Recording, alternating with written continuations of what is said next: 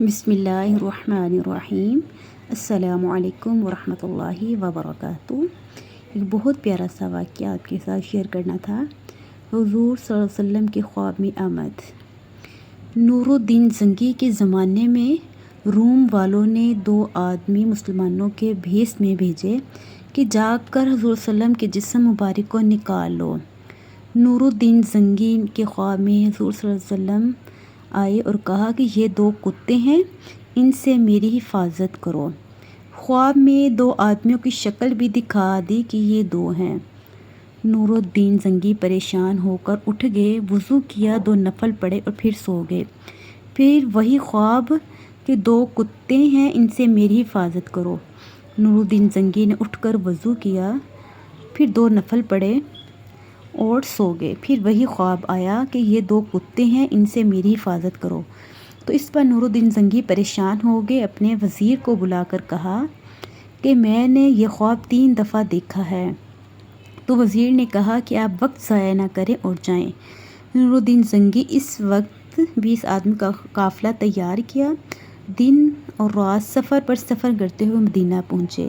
یہ دمشق سے چلے تھے، 15 دنوں میں مدینہ پہنچے۔ مدینہ پہنچ کر نور الدین زنگی نے مدینے والوں کو دعوت کی اور اعلان کیا کہ کوئی رہنے نہ پائے۔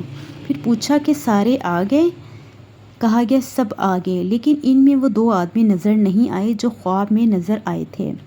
پھر پوچھا کوئی رہ تو نہیں گیا؟ کہا گیا صرف 2 بزرگ آدمی رہ گئے ہیں جو ہر وقت اللہ اللہ کرتے ہیں اور کہیں آتے جاتے نہیں ہیں۔ نور الدین زنگی نے کہا کہ ان کو بھی بلایا جائے۔ جب ان کو بلایا گیا تو نور الدین زنگی ان کو دیکھ کر تھر تھر کانپنے لگے، کیونکہ یہ دونوں تو وہی تھے جو خواب میں دکھائے گئے تھے۔ نور الدین زنگی نے اسی وقت ان دونوں کو سولی پر لٹکانے کا حکم دیا تو اس حکم پر سارا مدینہ سفارشی بن گیا کہ جناب یہ تو بہت نیک لوگ ہیں، ان کا کیا قصور ہے؟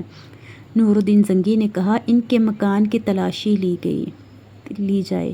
وہاں تلاشی لی گئی تو وہاں کوئی آثار نہیں، کوئی نشان نہیں۔ آخر جب ان کے جائے نماز اٹھا کر نیچے دیکھا تو نیچے پتھر کی سل نظر آئی، اور جب پتھر کو اٹھایا گیا تو اس کے نیچے سرنگ تھی۔